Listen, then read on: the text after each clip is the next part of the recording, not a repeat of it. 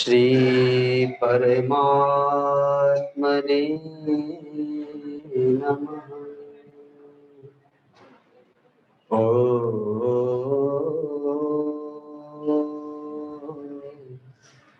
श्री गुरुवे नमः।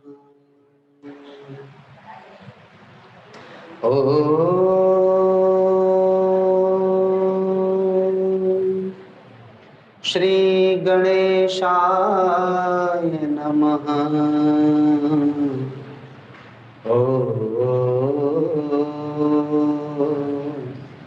श्री सीतापते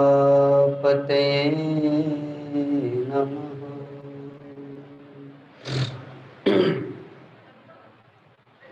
गुरुर्ब्रह्मा गुरुर्विष्णु गुरुर्देवो महेश्वर गुरुर्साक्षात् परं ब्रह्म तस्मै श्री गुरवे नमः। अखण्डमण्डलाकारं व्याप्तं येन चराचरं तत्पदं दर्शितं येन तस्मै श्री गुरवे नमः। ध्यानमूलं गुरुर्मूर्ति पूजामूलं गुरुर्पदम् मन्त्रमूलं गुरुर्वाक्यम् मोक्षमूलं गुरुकृपा मोक्षमूलं गुरुकृपा।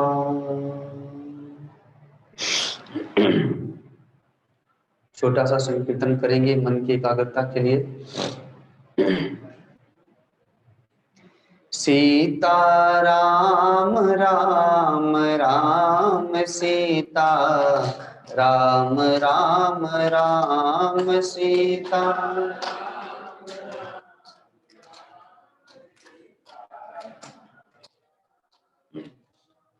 सीता राम राम राम सीता राम राम राम सीता राम राम राम सीता राम राम राम सीता राम राम राम सीता राम राम राम सीता राम राम राम सीता राम। राम ही केवल प्रेम पियारा जाने ले जो जान निहारा। राम ही केवल प्रेम पियारा जाने ले जो जाननी। सीता राम राम राम सीता राम राम राम सीता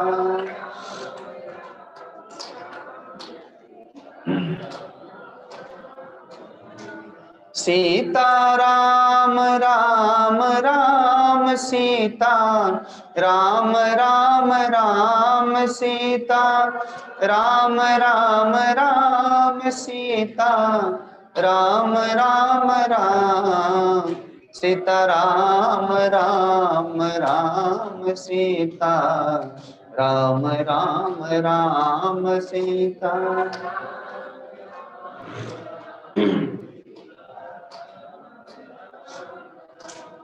अब मोहि भा भरोसनु मनता बिन हरि कृपा मिलहि नहीं संता।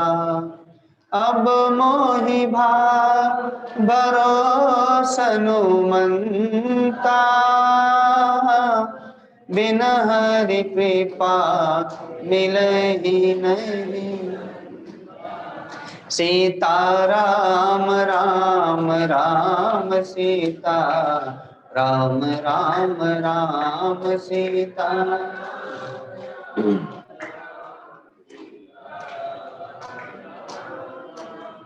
सीता राम राम राम सीता राम राम राम सीता।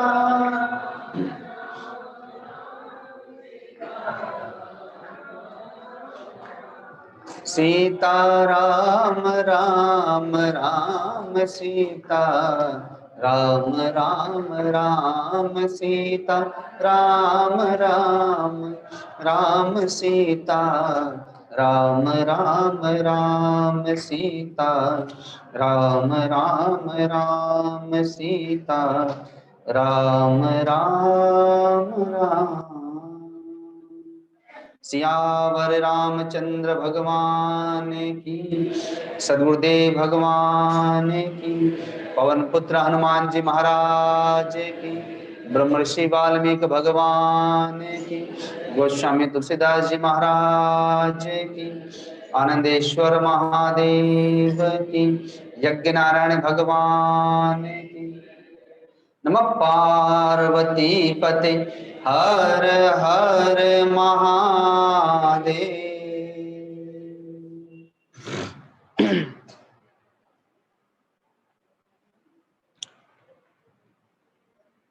प्रातः की कथा में भगवान शिव भगवती पार्वती के विवाह उत्सव को हम लोगों ने मनाया।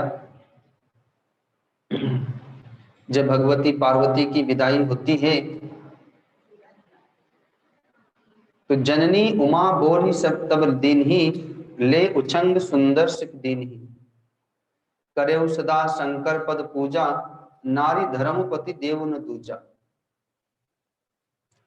माताएं शिक्षा देती हैं कि आज से तुम्हारे माता पिता तुम्हारे सास ससुर हैं, आज से तुम्हारा ससुराल ही तुम्हारा अपना घर है, वहां के भाई बांधव आदि वही तुम्हारे भाई बांधव हैं।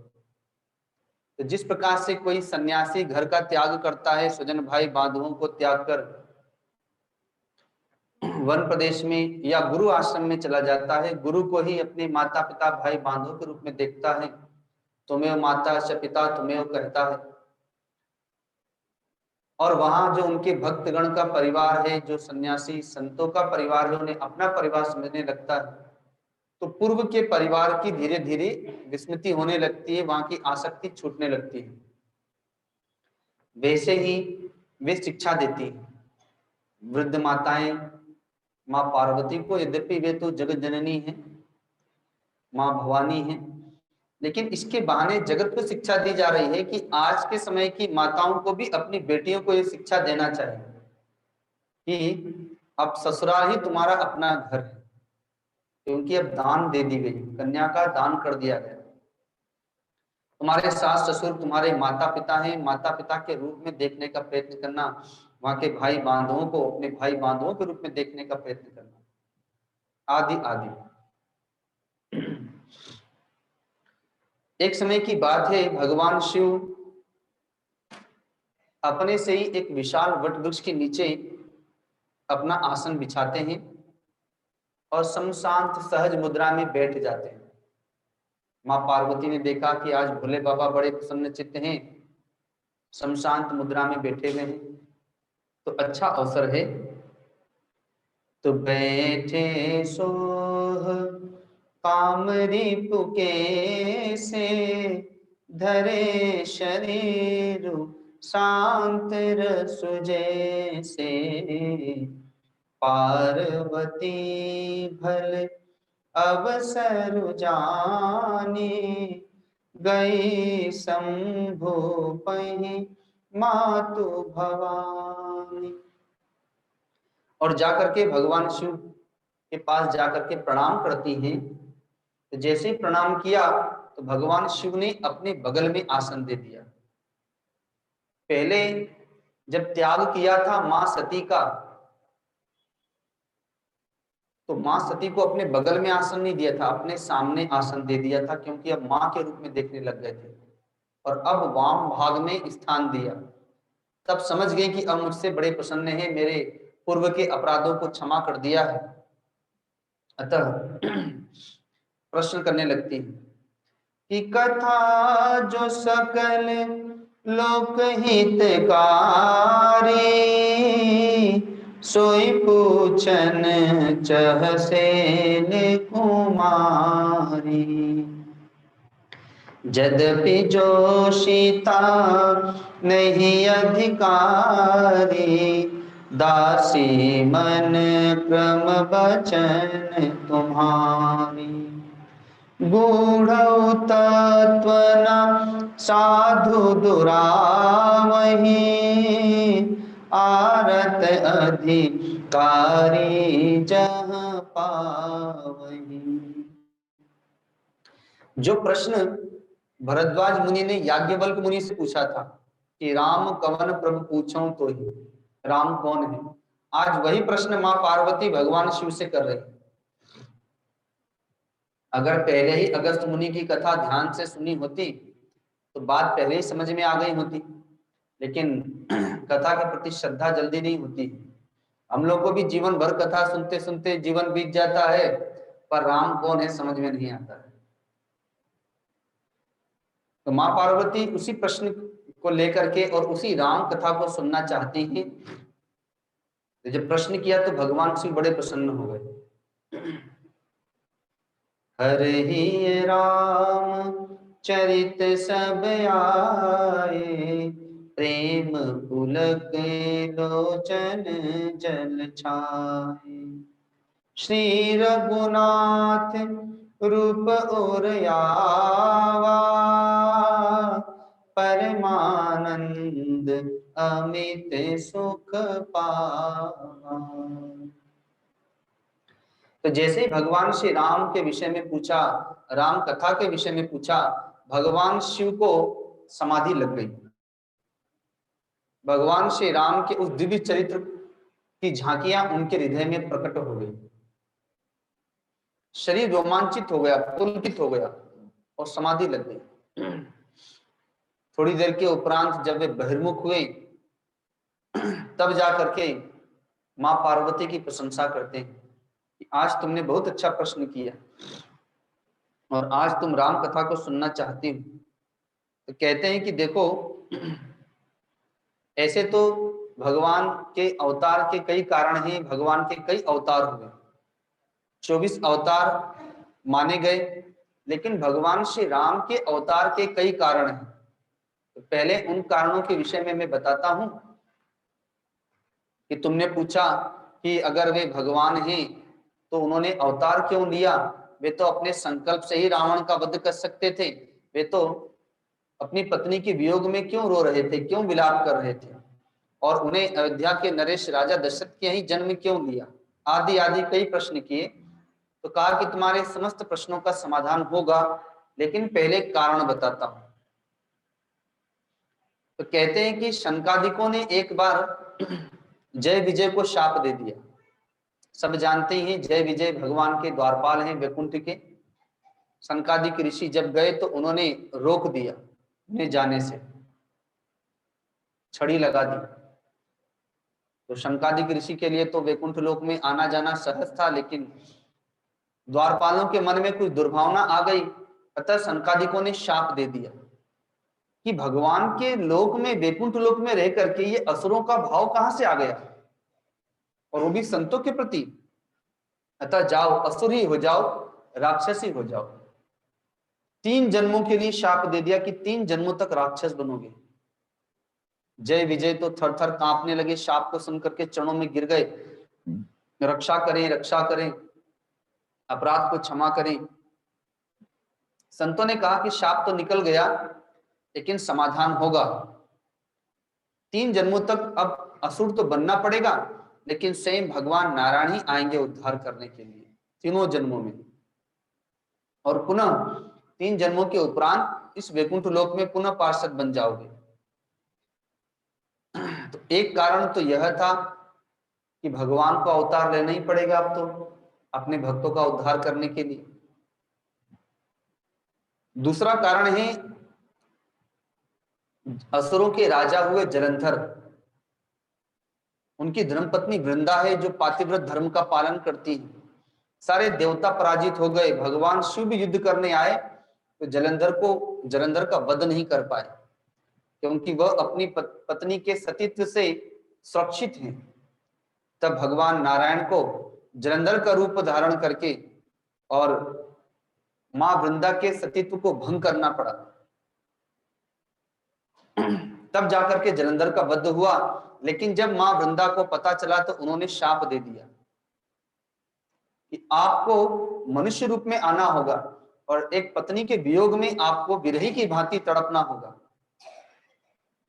भगवान ने यद्यपि उस शाप को चाहते तो टाल सकते थे लेकिन स्वीकार किया।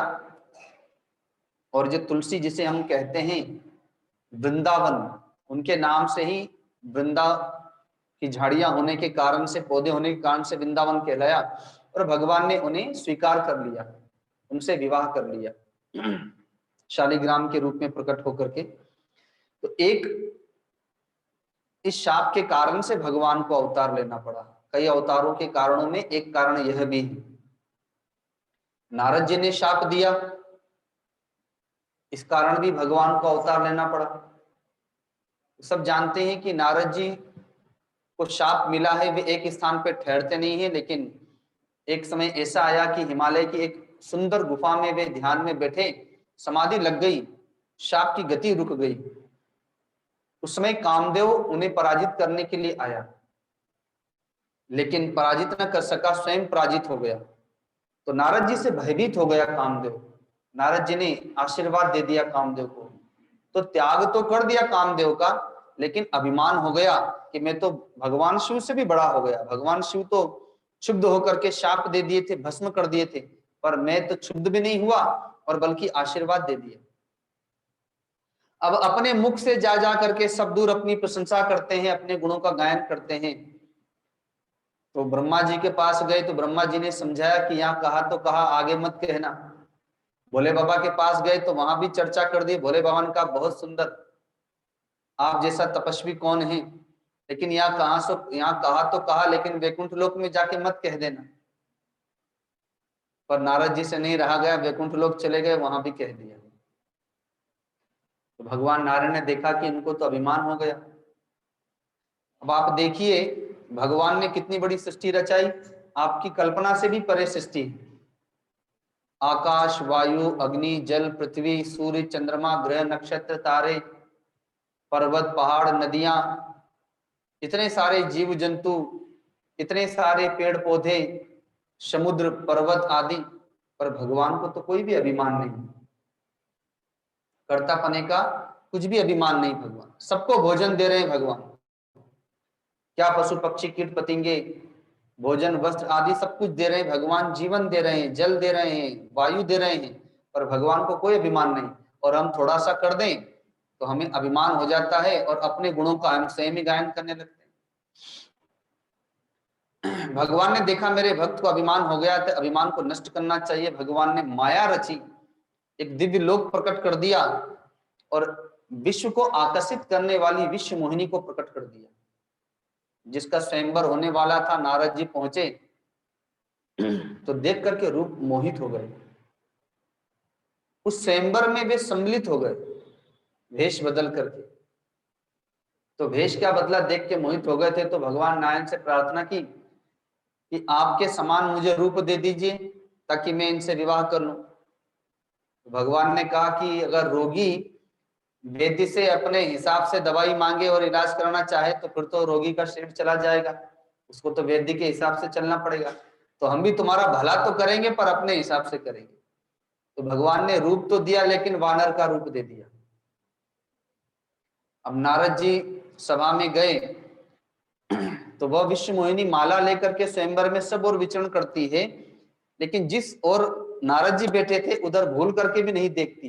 एक बार देख लिया तो पहचान लिया, दोबारा उधर देखती भी नहीं। नारद जी बार बार प्रयत्न करते हैं, उत्सुक होते हैं कि एक बार मुझे देख लेगी तो मुझे ही वर्ण करेगी, क्योंकि मैं इतने सुंदर स्वरूप वाला हूं। भगवान के दो गण श्रृंगी भृंगी वहां पर रूप बदल करके बैठे थे, वो भी बड़ी प्रशंसा कर रहे थे कि वाह क्या दिव्य सुंदर स्वरूप है।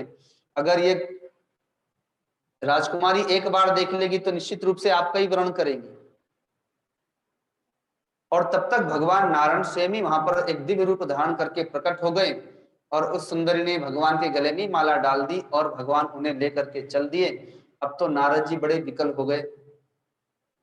तब तक उन दोनों पार्षदों ने भी बता दिया कि जरा दर्पण में जाके अपना मुख तो देखिए।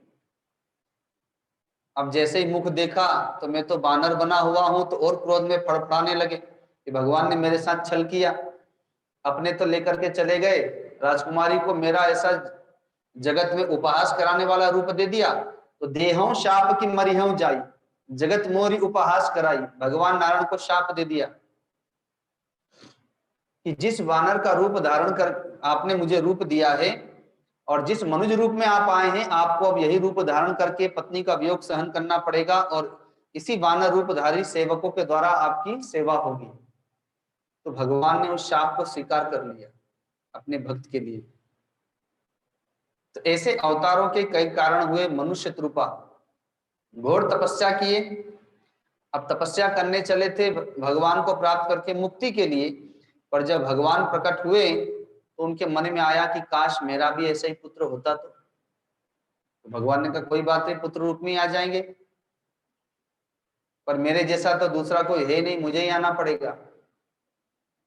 तो वे ही अगले जन्म में मनुष्य रूपा ही दशरथ और मां कौशल्या हुए, जिनके भगवान राम रूप में अवतार हुए।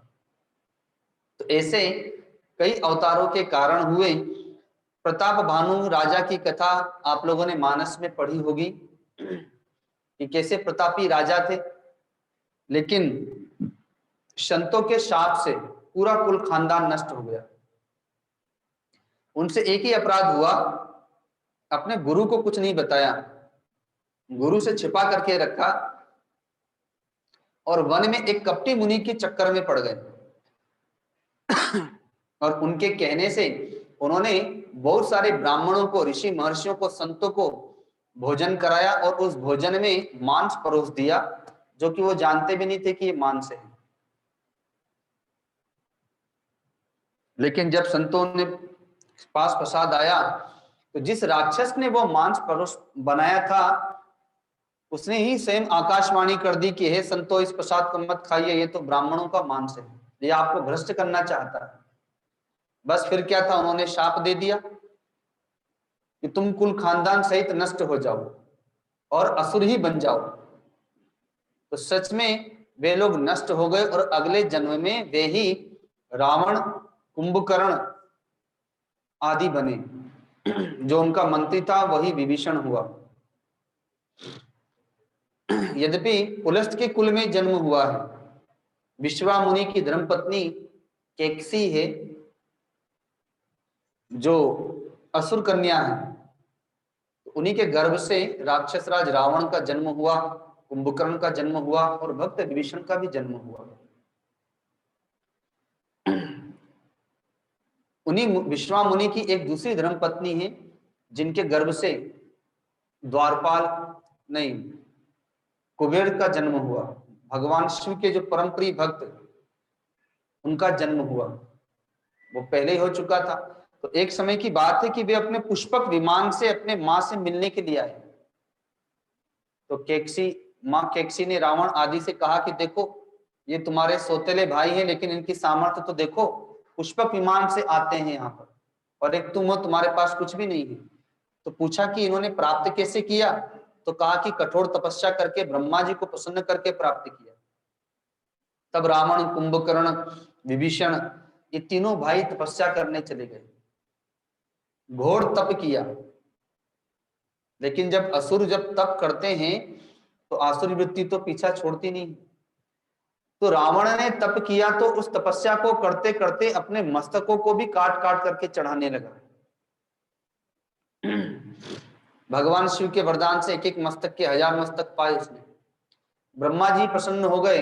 ब्रह्मा जी ने वरदान मांगने को कहा तो कहा कि मैं अजर अमर हो जाऊं, ऐसा वर दे दीजिए।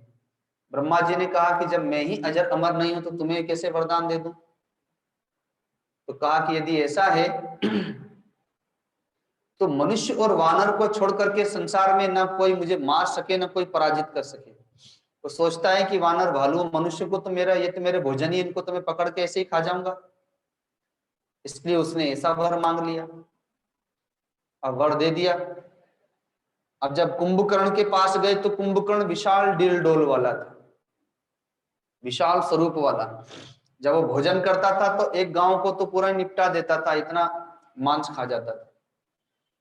ब्रह्मा जी ने सोचा अगर इसको वरदान दे दिया, ये सदा जागता रहेगा तो मेरे सारी प्रजा को ही खा जाएगा ये। तो सरस्वती को प्रेरणा दी, सरस्वती जिह्वा में विराजमान हुई और उसको वर मांगना था कि मैं 6 महीना जागूं, 1 महीना सो, 1 दिन सोऊं। पर उल्टा उसके मुख से निकल गया कि 6 महीना सोता रहूं और केवल 1 दिन जागूं। ब्रह्मा जी ने तुरंत तथास्तु कह दिया। अब जब उसको सचेत हुआ तो पश्चाताप करने लगता है कि अरे ये मैंने क्या वर मांग लिया, लेकिन अब तो अवसर बीत गया।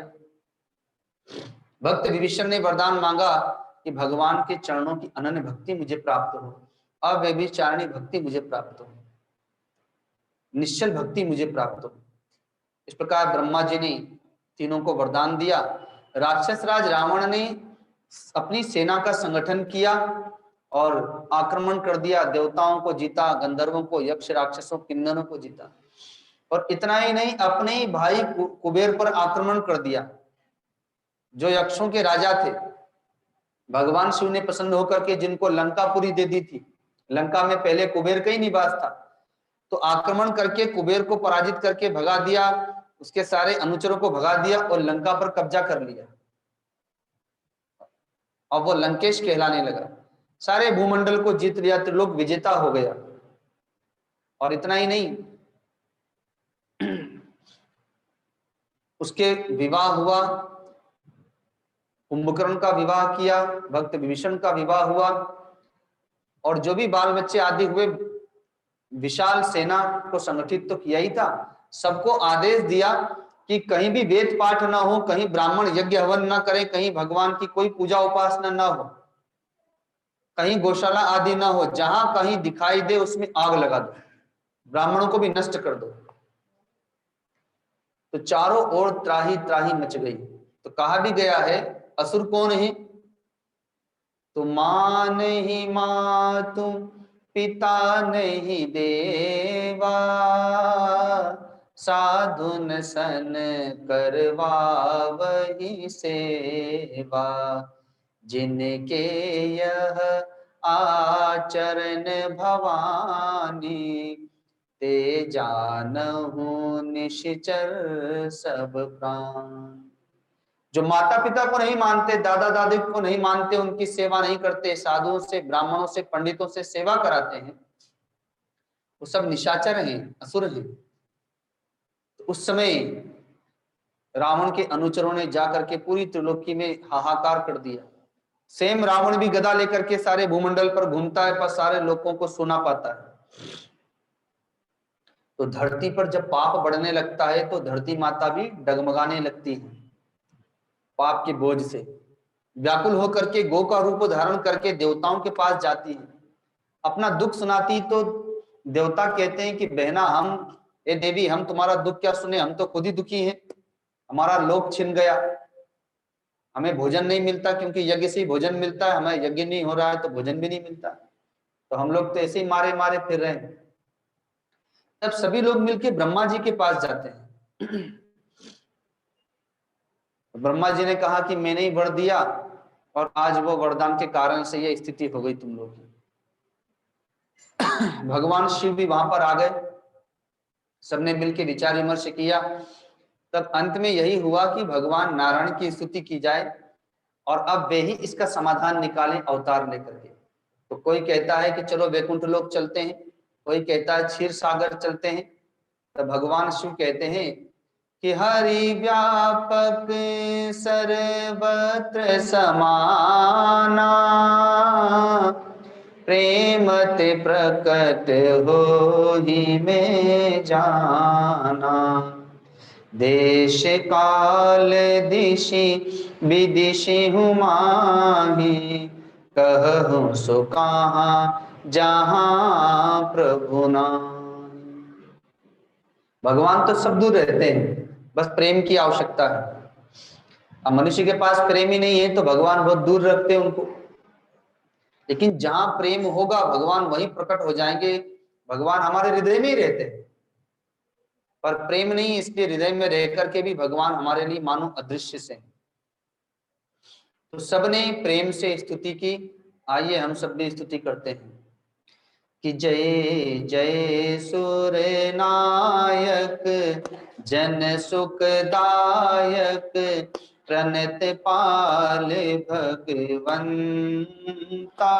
गोदिज हितकारी, जय असुरारी, सिंधु सुता प्रिय कंद, पालन सुर धरनी, अद्भुत करनी, मरम न जाने कोई, जो सहज कृपाला, दीन दयाला, करऊं अनुग्रह सोई। जय जय अविनाशी, सब घटवासी, व्यापक परमानंदा,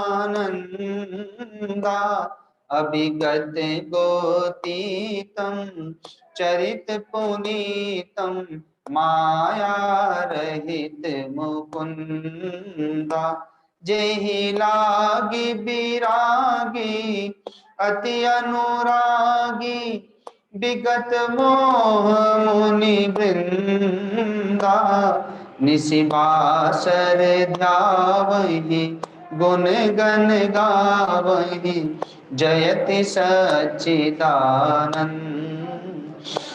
निशिबासर ध्यावहि, गुण गण गावहि, जयति सच्चिदानंदा, जय जयति सच्चिदानंदा। जब सभी ने मिलकर के स्तुति की, प्रार्थना की, तो भगवान प्रसन्न हो गए और आकाशवाणी हुई कि हे ब्रह्मा जी, हे देवताओं, हे पृथ्वी मां, अब आप निश्चिंत हो जाएं। धरती पर मेरे अवतार लेने का समय आ गया। जब जब धर्म की हानि होती है, अधर्म की वृद्धि होती है, धर्मात्मा, संत, ब्राह्मण, भक्त, गोमाता, पृथ्वी माता, देवता जब ये सताए जाते हैं तो इनकी पुकार सुनकर के मैं अवश्य आता हूं। महाराज दशरथ अयोध्या के राजा और मां कौशल्या, इन्हें अपना निमित्त बना करके, माता पिता बनाकर, और अब मैं अयोध्या में ही अवतार लेने वाला हूं, और मैं अकेला नहीं आऊंगा, अपनी शक्तियों के साथ में आऊंगा, अपने सेवकों के साथ में आऊंगा, अपने परिकरों के साथ में आऊंगा।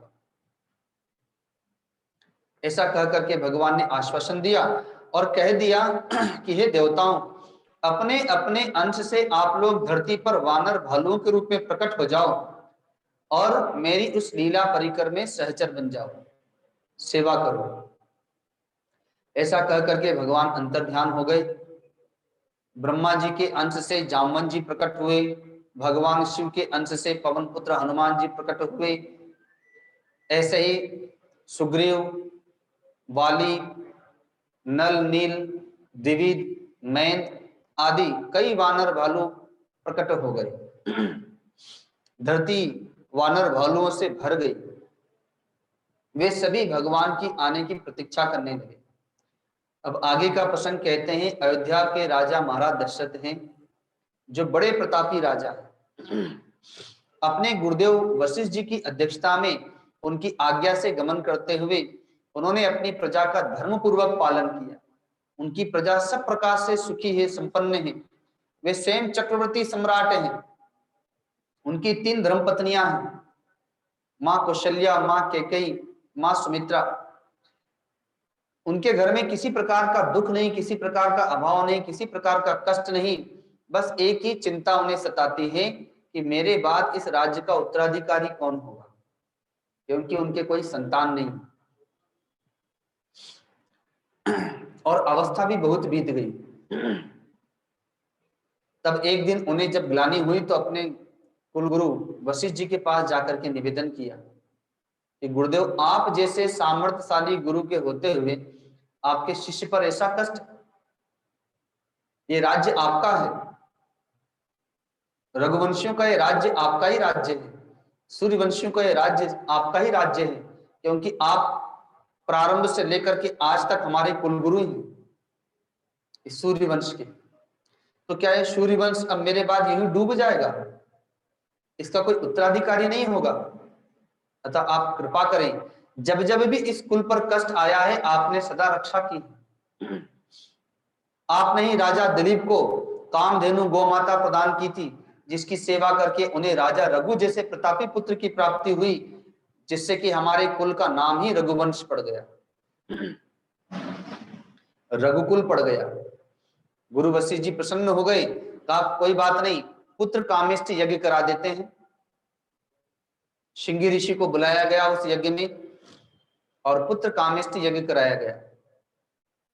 उस यज्ञ की ऐसी महिमा कि स्वयं साक्षात अग्नि देवता ही एक दिव्य रूप धारण करके प्रकट हो गए, कामधेनु गौ माता के दूध से बनी हुई एक दिव्य खीर को लेकर के उत्तम पात्र में, और राजा दशरथ को प्रदान कर दिया, आशीर्वाद देकर के चले गए।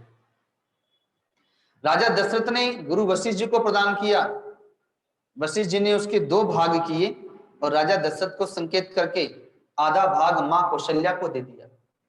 बचे हुए आधे भाग के भी 2 भाग किए, उसमें से एक भाग राजा दशरथ को संकेत करते हुए मां कैकेयी को प्रदान कर दिया। अब बचे हुए उस आधे से आधे भाग के भी 2 भाग किए और वो दोनों भाग राजा दशरथ, मां कौशल्या और कैकेयी की सहमति से मां सुमित्रा को प्रदान कर दिया गया। उस दिव्य खीर को पा करके वे माताएं गर्भवती हो गईं। अब तो अयोध्या में खुशी की लहर छा गई कि हमारे कुल का, हमारे वंश का वंशधर प्रकट होगा, हमारे इस राज्य का उत्तराधिकारी प्रकट होगा। जब कोई भगवान का भक्त बनता है तो उसमें शांति, संतोष, प्रेम, श्रद्धा, करुणा, दया आदि दिव्य गुण प्रकट हो जाते हैं। उसका दिव्य आचार विचार व्यवहार हो जाता है, उसका दिव्य स्वभाव हो जाता है, उसके शरीर की दिव्य आभा हो जाती है। और जिसके हृदय में, जिसके गर्भ में भगवान ही आ जाए तो फिर वह तो स्वयं दर्शनीय हो जाता है। मां कौशल्या, जिनके गर्भ में भगवान नारायण ही मानो प्रकट हो गए, तो उस समय मां कौशल्या दर्शनीय हो गई। उनको देख करके औरों को भी दिव्य आनंद की प्राप्ति होती है। तो मां सुमित्रा, मां कैकेयी, ये संतों की मां है, ये भक्तों की मां है। महात्मा भरत जैसे भक्त को जन्म देने वाली मां कैकेयी आज दर्शनीय मूर्ति हो गई। तो महात्मा लक्ष्मण भक्त शत्रुघ्न जैसे दिव्य पुत्रों को जन्म देने वाली मां सुमित्रा आज दर्शनीय हो गई। धीरे धीरे समय बीता कि योग लगन ग्रह वार तिथि सकल भय अनुकूल, चर अरु अचर हर्ष जुत राम जन्म सुख मूल। सारे योग लग्न ग्रह वार तिथि सब के सब अनुकूल हो गए। अरे भाई, यहां पर तो योग लग्न ग्रह वार तिथि को बनाने वाले भगवान आ रहे हैं, तो ये अनुकूल क्यों नहीं होंगे? सारे देवी देवता आकाश में प्रकट हो गए, गंधर्व गण, अप्सराएं गण नृत्य और गायन करने लगे, भगवान के आने की तैयारियां करने लगे। पृथ्वी माता ने अपना दिव्य श्रृंगारिक रूप प्रकट कर दिया है। असमय में भी वृक्षों में फल प्रकट हो गए और बिना समय के ही पुष्प प्रकट हो गए। जिसमें पुष्प का सीजन नहीं था, उन पौधों में भी पुष्प प्रकट हो गए, वो खिल गए, शीतल मंद और सुगंधित वायु बहने लगी, सबके चित्त प्रसन्न चित्त हो गए। सब में भक्ति का, प्रेम का, आनंद का स्रोत बहने लगा कि भगवान आने वाले हैं। नौमी तिथि मधुमास पुनीता, शुक्ल पक्ष अभिजीत हरि प्रीता, मध्य दिवस अति शीतन घामा, पावन काल लोक विश्रामा। नौमी तिथि है, सुंदर मधुमास है, शुक्ल पक्ष है, अभिजीत मुहूर्त, दोपहर 12 बजे से 12:30 बजे तक का जो मुहूर्त है वो अभिजीत मुहूर्त कहलाता है। उसको विजय मुहूर्त भी कहते हैं। भगवान ने इसी मुहूर्त में ही कोई भी कार्य किए, सेना का प्रस्थान करना, उनका अभिषेक होना, उनका अवतार होना, रावण का वध करना आदि आदि, भगवान को ये अति प्रिय ये मुहूर्त है। मध्य दिवस है, न शीत है अर्थात न ठंडी है न गर्मी है, दोपहर का समय 12 से 12:30 बजे का, और पावन काल है, लोगों को विश्राम देने वाले भगवान प्रकट हो रहे हैं। तो सुर समूह बिनती करी, पहुँचे निज निज धाम, जग निवास प्रभु प्रगटे, अखिल लोक विश्राम। जग निवास प्रभु प्रगटे, अखिल लोक विश्राम। बोलिए राम लला सरकार की। भय प्रगटे कृपाला, दीन दयाला, कौशल्या हितकारी, हर्षित महतारी, मुनि मनहारी, अद्भुत रूप विचारी, लोचन अभिरामा, तनु घन श्यामा, विजयायुध भुज चारी, भूषण बनमाला, नयन विशाला, शोभा सिंधु खरा, कह दुई कर जोड़ी, स्तुति तोरी, केहि विधि करो अनंता, माया गुण ज्ञाना, तीत अमाना, वेद पुराण भनंता, करुणा सुख सागर, सब गुण आगर, जहि गावहि श्रुति संता, सो मम हित लागी, जन अनुरागी, प्रगट श्रीकंता, ब्रह्मांड निकाया, निर्मित माया, रोम रोम प्रतिवेद कहे, मम उर शोभासी, यह उपहासी, सुनत धीर मति थिर न रही, उपजा जब ज्ञाना, प्रभु मुस्काना, चरित बहुत विधि कीन कहे, कही कथा सुहाई, मातु बुझाई, जहि प्रकार सुत प्रेम, माता पुनि बोली, सोमति डोली, तजहु तात यह रूपा, कीजे शिशु लीला, अति प्रिय शीला, यह सुख परम अनूपा, सुनि बचन सुजाना, रोदन ठाना, होई बालक सुर भूपा, यह चरित जे गावहि, हरि पद पावहि, ते न परहि भव को। यह चरित जे गावहि हरिपद पावहि ते न परहि भव। विप्रधेनु सुर संतहित लीन मनुज अवतार। निज इच्छा निर्मित तनु माया गुण गोपाल।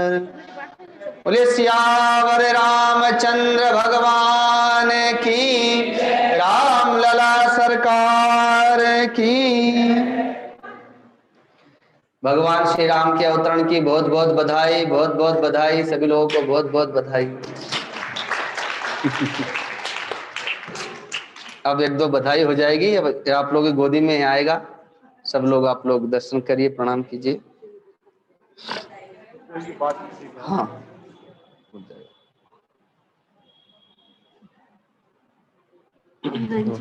हाँ ठीक।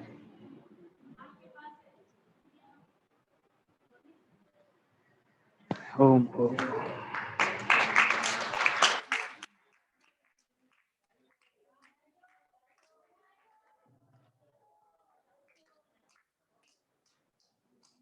बधाई है। बोली राम लला सरकार की जय।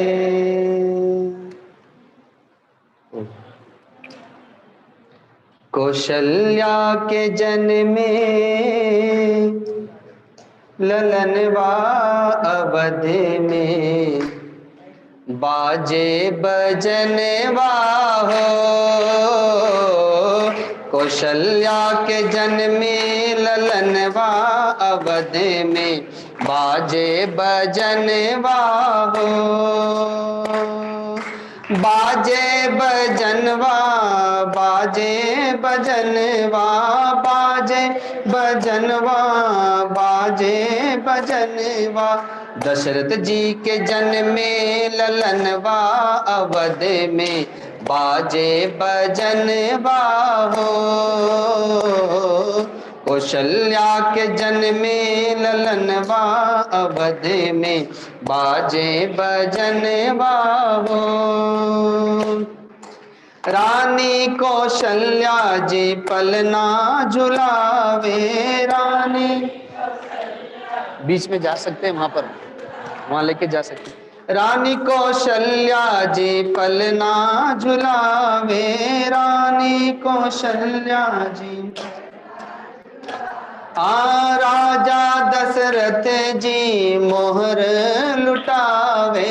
राजा दशरथ जी मोहर लुटावे। छटा देखी देखी, छटा देखी देखी बिह से परनवा अवध में, बाजे बजनवा हो। छटा देखी देखी बिह से परनवा अवध में, बाजे बजनवा हो। कौशल्या के जन्मे ललनवा अवध में, बाजे बजनवा हो।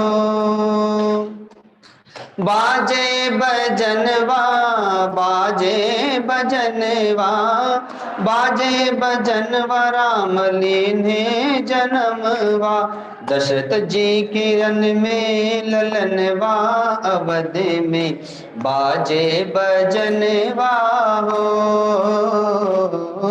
कौशल्या के जन्मे ललनवा अवध में, बाजे बजनवा हो।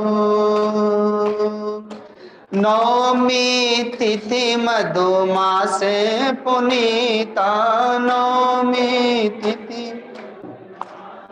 पुनीता। शुक्ल पक्ष अभिजित हरि प्रीता, शुक्ल पक्ष अभिजित हरि प्रीता।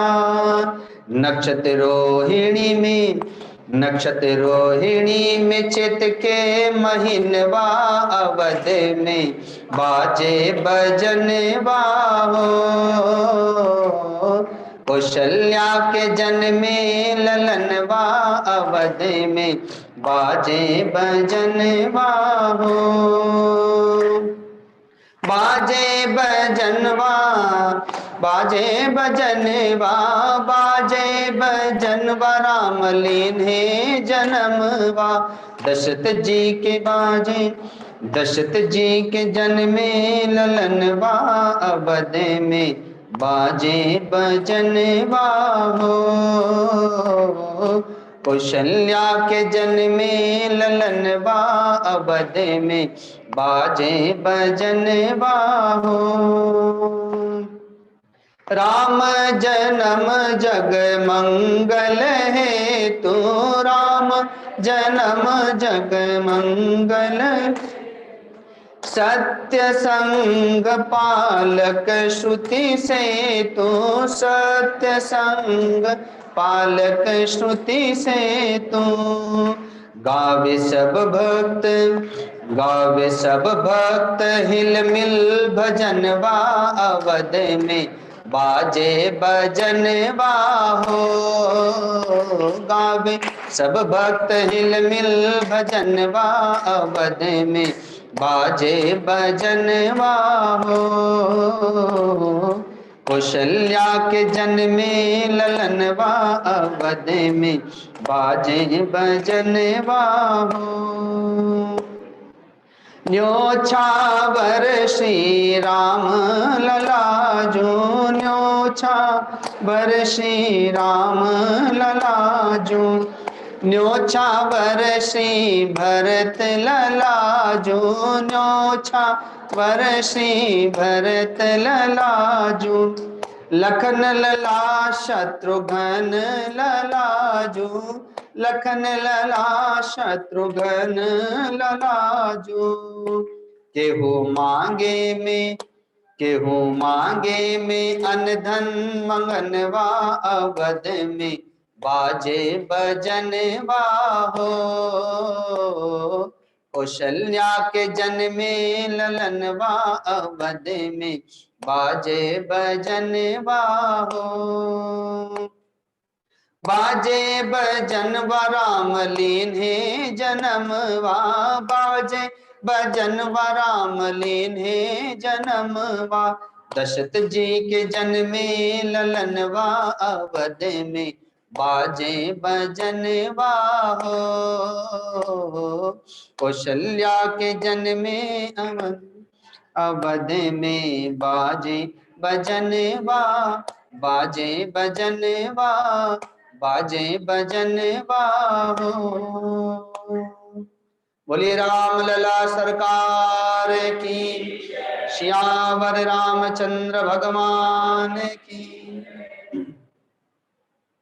यहाँ पर ये टोपियां रखी हुई है और यह बधाई भी आई हुई है, तो कोई भक्त आ जाए और सब भक्तों को टोपियां भी बांटता रहे, और ये जो बधाई आई हुई है वो बधाई भी सब भक्तों में बांट दे, तब तक एक बधाई का भजन हो जाएगा। ये टोपियां भी लेकर के सब लोगों को बांट दीजिए, पवन जी बांट देंगे।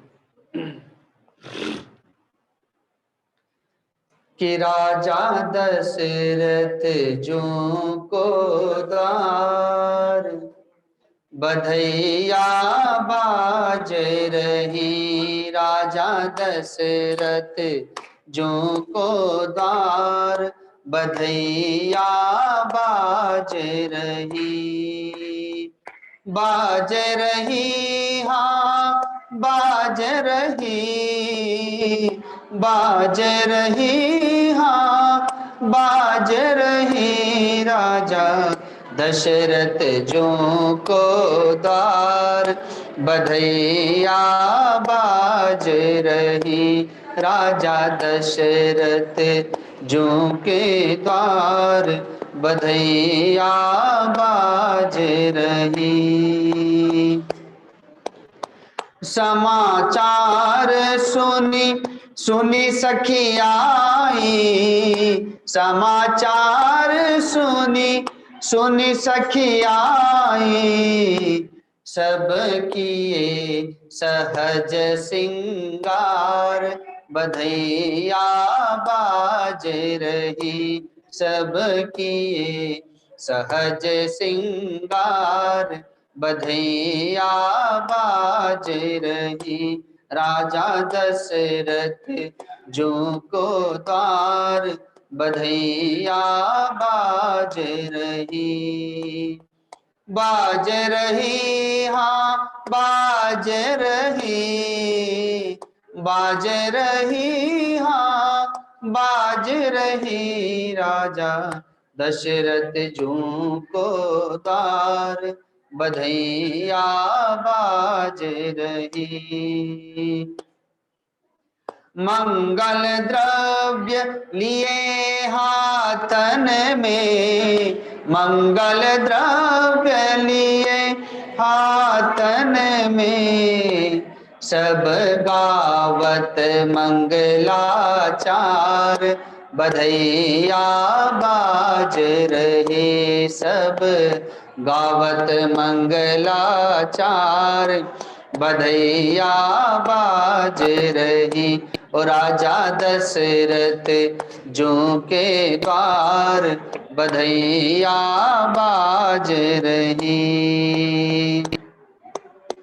कौन पुण्य कर आई कौशल्या, कौन पुण्य कर आई कौशल्या, तेरी गोद भरी करतार।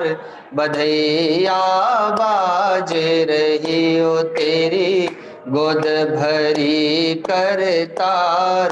बधैया बाज रही राजा दशरथ जो के द्वार।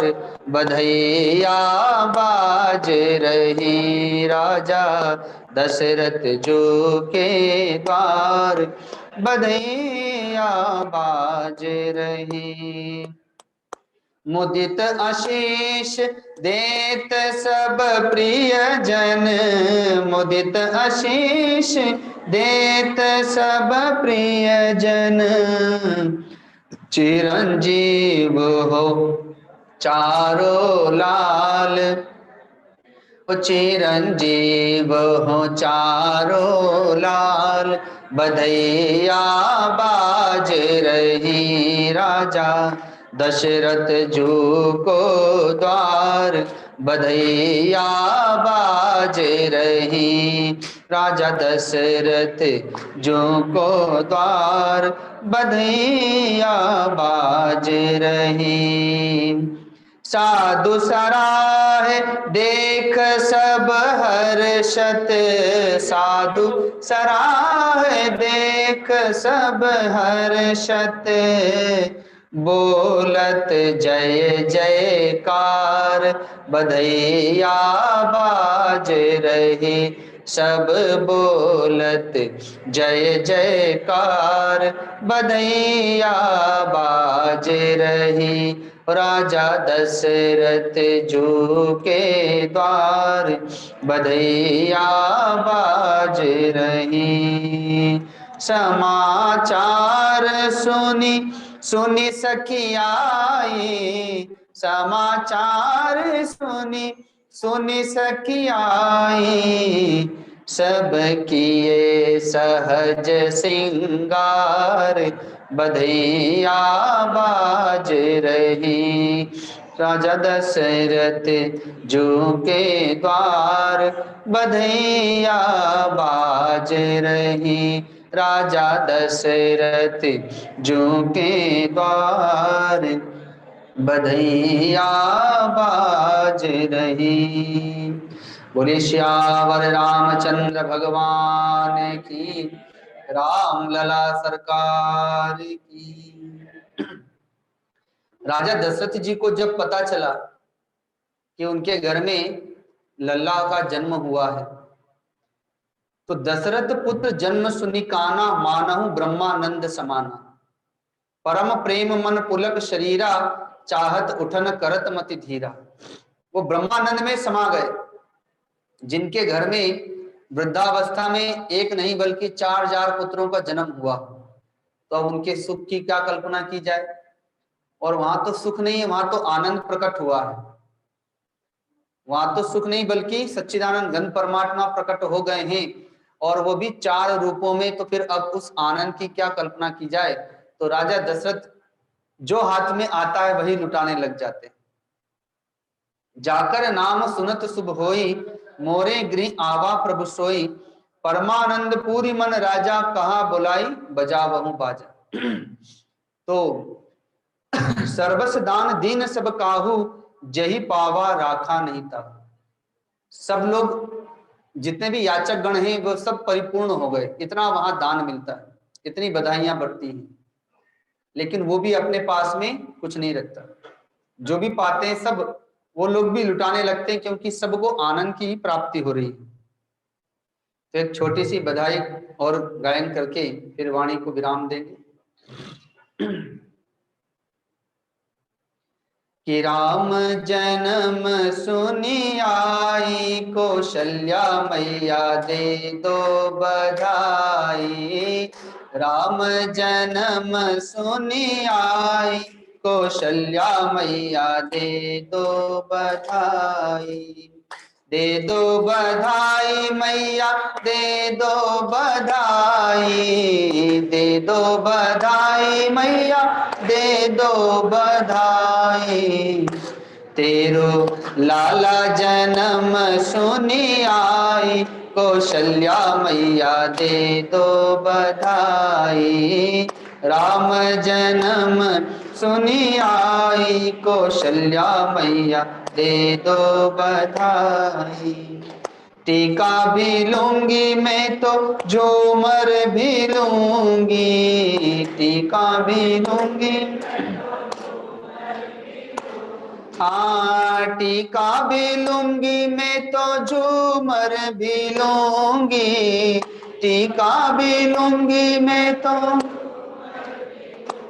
और कुंडल की कर दो पोसाई, कौशल्या मैया दे दो बधाई। कुंडल की कर दो पोसाई, कौशल्या मैया दे दो बधाई। राम जन्म सुनी आई, कौशल्या मैया दे दो। हाँ साड़ी भी लूंगी मैं तो लहंगा भी लूंगी, साड़ी भी लूंगी, साड़ी भी लूंगी मैं तो लहंगा भी लूंगी, साड़ी भी, और बिचवा की कर दो पोसाई, कौशल्या मैया दे दो बधाई। बिचवा की कर दो पोसाई, कौशल्या मैया दे दो। राम जन्म सुनी आई, कौशल्या मैया दे दो बधाई। राम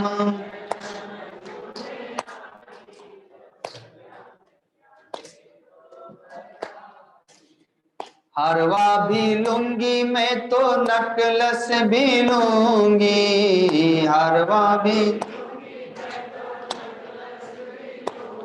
हाँ हरवा भी लूंगी मैं तो नकलस भी लूंगी, हरवा भी, और लॉकेट की कर दो पोसाई, कौशल्या मैया दे दो बधाई।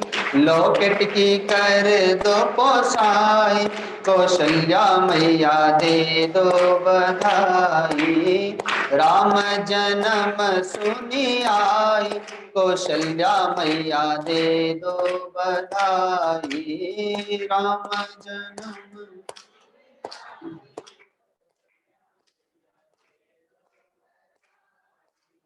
राम चंद्र सखी भज राम चंद्र छवि, चंद्र सखी भज राम चंद्र छवि, राम चंद्र छवि, राम चंद्र छवि, रामचंद्र छवि, रामचंद्र छवि, जी भर के लूंगी पोसाई, कौशल्या मैया दे दो बधाई, जी भर के लूंगी बधाई, कौशल्या मैया दे दो बधाई, राम जन्म सुनी आई, कौशल्या मैया दे दो बधाई, लाला जन्म सुनी आई, कौशल्या मैया दे दो बधाई, कौशल्या मैया दे दो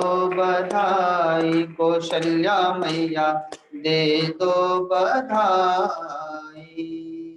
बोले सियावर रामचंद्र भगवान की, राम लला सरकार की, चारों भैयन की, सद्गुरुदेव भगवान की, गौ माता की, श्री गंगा मैया की, श्री आनंदेश्वर महादेव की, यज्ञ नारायण भगवान की, आज के आनंद की। ओम नमः पार्वती पते हर हर महादेव। ये बधाई और प्राप्त हुई है, एक बार और घूम जाओ जल्दी जल्दी बधाई बार। भगवान के आने की खुशी है इसलिए बधाई पर बधाई आ रही।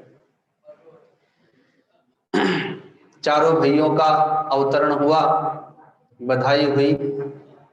आज सुबह में एक सूचना दी गई थी, उसे फिर से दोहरा देते हैं, वो अधूरी सूचना थी। ब्रज 84 कोस की यात्रा में भोजन और भजन दोनों बहुत बढ़िया हुआ था। अभी आप लोग आनंद ले रहे होंगे भोजन का भी, भजन के साथ साथ। राजस्थान से जो हलवाई गण आए हुए हैं वो सुंदर सुंदर प्रसाद बना रहे हैं। तो ब्रज 84 कोस यात्रा में भी इन लोगों ने बहुत सुंदर सुंदर प्रसाद बनाया था, सारी थकान दूर हो जाती थी और वो यात्रा भी बहुत सुंदर हुई, बड़ी अद्भुत यात्रा हुई। उन 7 दिनों में ऐसा लगता था कि सच में हम लोग द्वापर युग में चले गए, भगवान श्री कृष्ण के अवतार के काल में। और तभी मन में ये आया था कि अब हम लोग प्रत्येक वर्ष किसी तीर्थ में जाया करेंगे और इस वर्ष हम लोगों ने रामेश्वरम का निर्णय किया है।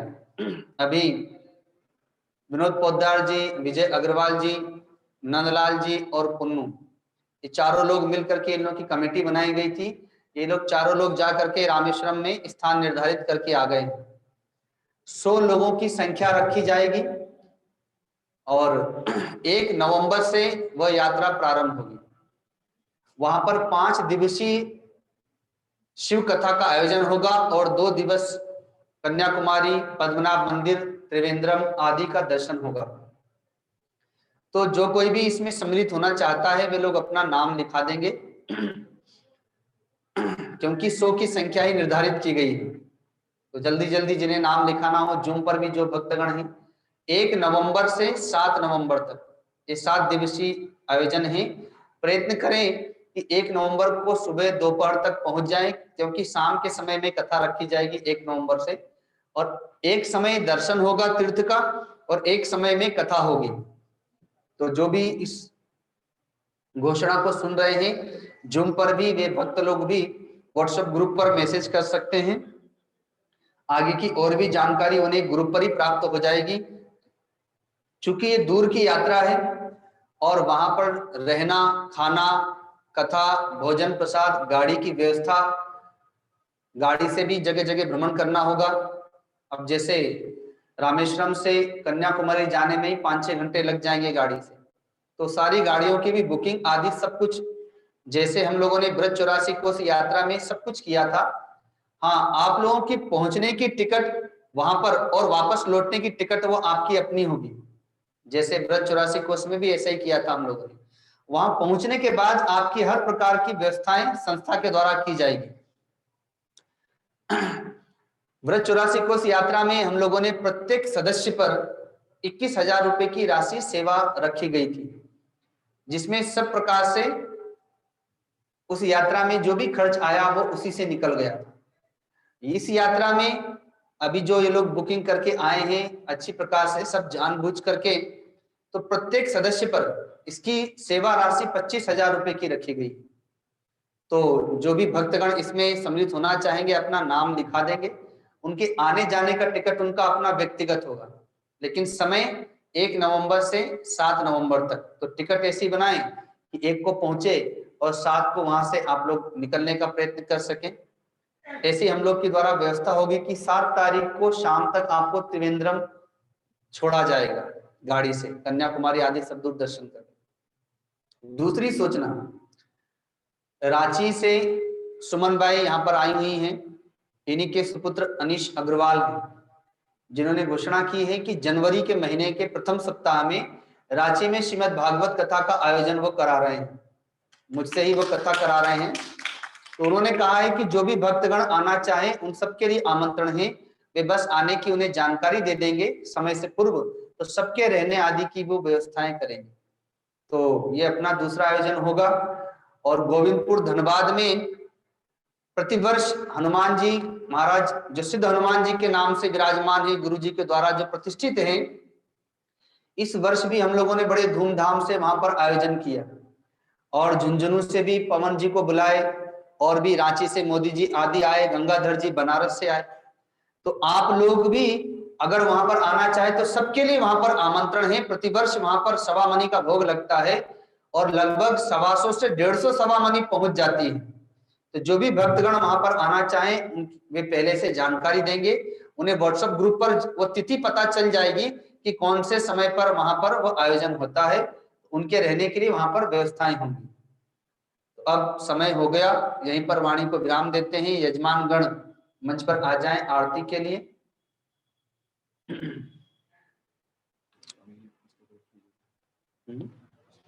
हाँ, गुरु जी की जो ग्रंथ जो उन्होंने रचे हैं, तो यद्यपि आप लोगों के पास में वो ग्रंथ तो होंगे, पर जो नए भक्तगण हैं जो नहीं जानते हैं, तो हम लोगों ने ग्रंथ संग्रहालय का एक स्टॉल लगाया है बाहर में तख्त के ऊपर। जो कोई भी भक्त उस ग्रंथों को लेना चाहे, और श्रद्धा ही सेवा राशि है, जो भी वो भेंट करना चाहे उसका कोई मूल्य नहीं है, जो वो समर्पित करना चाहे उन ग्रंथों का आप लोग अध्ययन करें, उन्हें पढ़ें। कल सुबह में जो हमारे यजमान गण हैं, तो सुबह के जलपान की यजमान मंडावा से सुमन बाई, उनकी सासू माँ आई हुई हैं, और दोपहर का जलपान है तो श्री पवन गाड़िया जी झुंझुनू से, कल दोपहर का जलपान आप भंडारा आपका होगा। तो सुबह की पूजन में आप लोग समय से पहुंच जाएंगे। और वो वेशभूषा बताई दी है मैंने, धोती आदि पहन करके आना पड़ेगा, माताओं तो साड़ी में रहती हैं, तो वो धोती आदि प्राप्त कर लेंगे और समय से सुबह की पूजा में पहुंचेंगे। कर्पूर गौरम करुणावतारम संसार सारम भुजगेन्द्रहारम सदा वसंतम हृदयारविंदे भवं भवानी सहितं नमामि भवं भवानी सहितं नमामि। आरती श्री रामायण जी की, कीरति कलित ललित सिय प्रीति। गावत ब्रह्मादिक मुनि नारद, वाल्मीक विज्ञान विशारद। शुक सनकादि शेष अरु सारद, सुख सनकादि शेष अरु सारद। बरनि पवन सुत कीरति की, आरती श्री रामायण। गावत वेद पुराण अष्टदश, छहो शास्त्र सब ग्रंथन को रस। मुनि जन धन संतन को सरबस, मुनि जन धन संतन को सरबस। सार अंश सम्मत सब ही की, आरती श्री रामायण। गावत संतत शंभु भवानी, अरुघट संभव मुनि विज्ञानी। व्यास आदि कवि बर्ज बखानी, व्यास आदि कवि बर्ज बखानी। कागभूषुंडी गरुड़ के ही की, आरती श्री रामायण। कलिमल हरनि विषय रस पीकी, सुभग श्रृंगार मुक्ति जुबती की। दलन रोग भव मोरी अमी की, दलन रोग भव मोरी अमी की। तात मात सब विधि तुलसी की, आरती श्री रामायण जी की।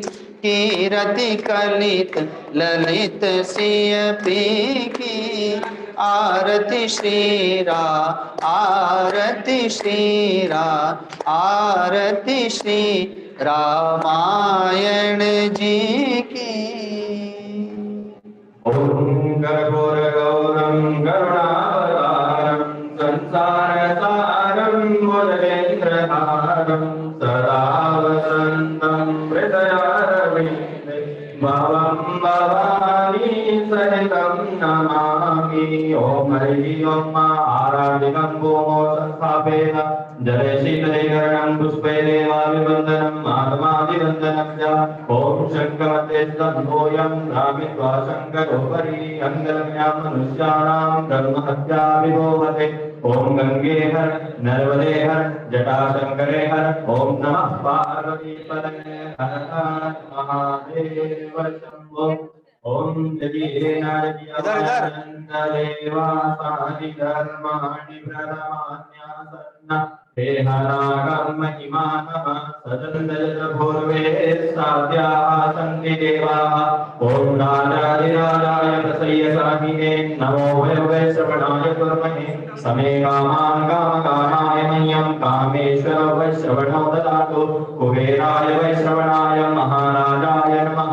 ओम विश्वतचक्षुरुत विश्वतो मुखो, विश्वतो बाहुरुत विश्वस्मात् सम्बाहुभ्यां भवति संवदने। गावा भूमि जनयन्न देवदेवः, हरिः ओम एकदन्ताय विद्महे वक्रतुण्डाय धीमहि तन्नो दन्तिः प्रचोदयात्। ओम कात्यायनी च विद्महे कन्याकुमारी च धीमहि तन्नो दुर्गे प्रचोदयात्। ओम नारायणाय विद्महे वासुदेवाय धीमहि तन्नो विष्णुः प्रचोदयात्। ओम महालक्ष्मी च विद्महे विष्णुपत्नी च धीमहि तन्नो लक्ष्मी प्रचोदयात्। ओम तत्पुरुषाय विद्महे महादेवाय धीमहि तन्नो रुद्रः प्रचोदयात्। ओम सेवन्ते कावकुलचम्पकपाटलाभे, पुण्यागजादिकरवेररसाल पुष्पे, विल्वप्रवाल तुलसी दलमञ्जले विद्वां पूजयामि जगदीश्वरमे प्रसीद। नाना सुगंध पुष्पाणि यथा कालोद्भवानि च, पुष्पाञ्जलिर्मया दत्तं गृहाणां परमेश्वर गृहाणां शिवशङ्कर। ओम सर्वेभ्यो देवेभ्यो नमो नमः। द्वितीय मंत्र पुष्पाञ्जलिं समर्पयामि। ओम हरि ओम तत्सत्।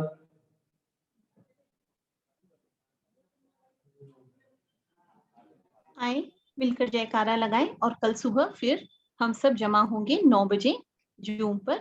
बोलिए गुरुदेव भगवान की जय, गौ माता की जय, आज के आनंद की जय।